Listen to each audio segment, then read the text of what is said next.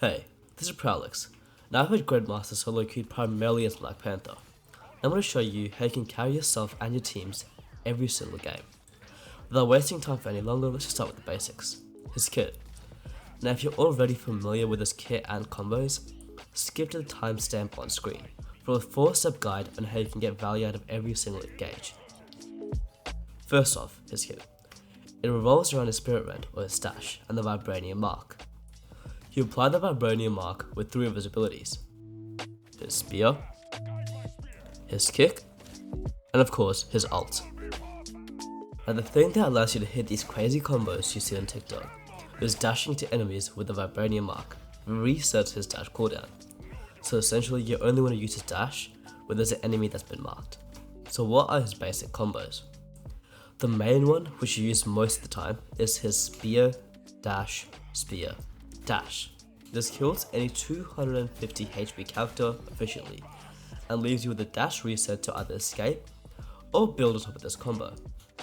For any character higher than 250 HP, you still want to use the basic spear, dash, but then incorporate the spinning kick. This kills any 275 or 300 HP character and still leaves you the dash reset to leave the fight. Now there are some other niche combos. For example, the spear into the double dash. This is the fastest way to kill any 250 HP character by a long shot, but it leaves you without a dash reset, meaning you essentially can't engage for the next 8 seconds. However, it's still good to use this occasionally to try to get a quick pick. Now let's talk about how to incorporate his ult into his combos. Generally, you want to use his ult after you've already used most of his kit, as it automatically hits everyone in a massive radius with the Vibranium mark, and resets his dash cooldown. Now Panther also has a few passives. First of course, if you're under 100 HP, you get a 20% damage buff. In this meta with the Maw and healers and stuff, you're not really going to get that much usage with this buff, but it does change a specific interaction. A 275 HP character will get killed with his normal spear dash combo. That's about it. He also has a wall climb into a double jump, which is great for getting into height and getting into good flanks, but we'll talk about that a bit later. Let's just talk about 2 advanced techniques as well. Firstly, floor dashing and ghost dashing. Firstly, floor dashing. Generally his dash goes 15 meters, but if you dash looking into the floor at a certain angle, it reduces the distance of the dash. Now why is this useful? A lot of the time you'll see that the enemy is just 1 HP. Floor dashing so you end up close and in melee range will allow you to kill them, as you'll do more overall DPS by sneaking in melee hits within your combos. Now let's talk about ghost dashing. Ghost dashing is essentially dashing back and forth really quick. Why is this useful? Well, of course, it helps you do the most amount of DPS quickly with your dashes. As you saw in the spear dash combo, that's the fastest TTK without his ult. It also allows you to one-shot 300 HP characters with a spear ghost dash. However, the thing is, it normally leaves you without a dash reset. And if you haven't understood by now, let me put it in monkey terms: no dash is no good. So you really should only use this if you can get a quick pick on a healer and get out without dying, or if you've already got your ult ready, as that resets all your dashes. So that's the fundamentals of Panther's kit. Now let's talk about the 4 steps that I made to get value out of every single engage. To have an effective engage with Panther, you need to take high ground and off angles to target the backline specifically. What do off angles actually mean? An off angle are non-standard places of positioning in which the majority of the enemy team's attention is not currently diverted. This is just fancy talk for not being main. You can do this by taking off route to the mission vehicle, or taking high ground with your wall climb and your double jump. Because let's be real, healers do not look up in this game. So let's have a look at these 2 engages. First one, I'm on high ground, but I choose to dive in front of them. Now let's look at this engage. It's in the same location, but I dive them from the back. Now which one do you think is more effective? If you chose A, what have you been watching? Lock in. It's B, the answer's B. The first engage, although I had high ground, before I started my combos, half of their team was already aware that I was going to dive them. Whereas in the second clip, I isolated the healer from the back, and the cloak was only aware of my engage halfway through my combos.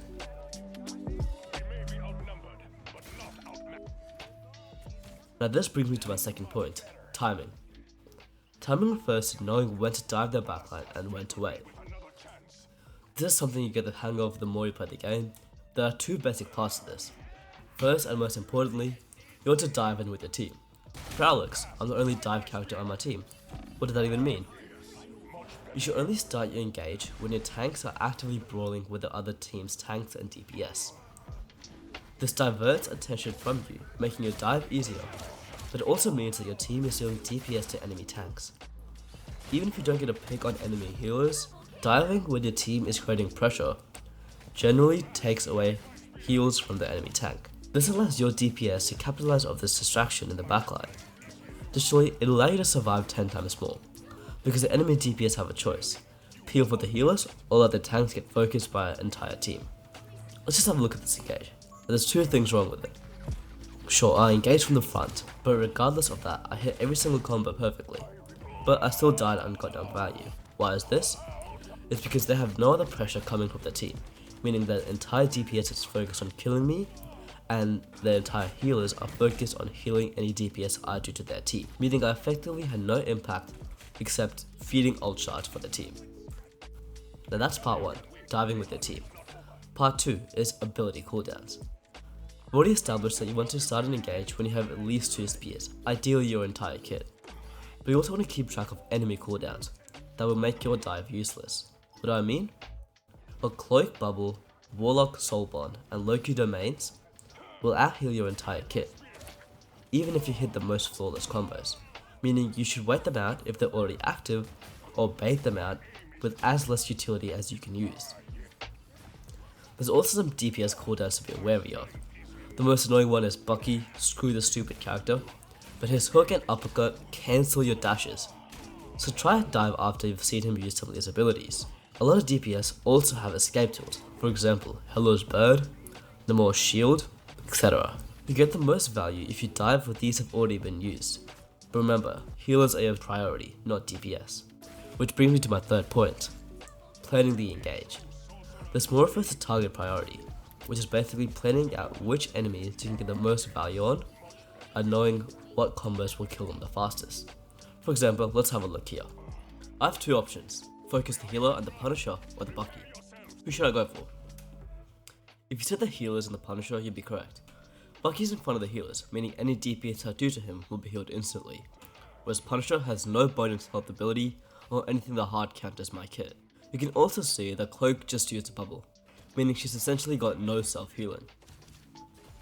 As you can see, I get the kill on both of them. Now, let's look at this engage. Here I went for the Hela, but I missed my dash and had to escape.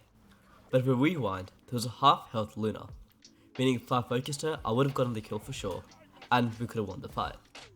As Panther, you should only focus on healers. Heck, spawn camp them if you have to.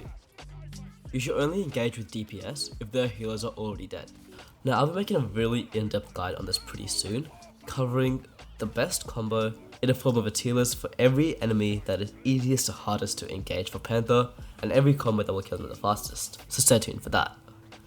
Now my last point, surviving or escaping. One thing I've noticed after playing Panther for a bit, the most important thing you have to remember as Panther is that if you don't have a dash cooldown available, the main thing 90% of the time you should focus on is getting out of there and escaping. You should try to be around one dash away from your team. This isn't something that's an official rule, of course, but something that I found that allows me to have the greatest survivability. As you can see here, I've engaged with the backline 1, 2, 3, 4 times. Every time I was able to get away with my life with just a dash, allowing me to engage in just another 8 seconds. So remember, as Panther, always play for your life. And those are the basic dive fundamentals for getting value out of every single engage. I just spent a lot of time on this, so showing some support by subscribing would be awesome. See ya!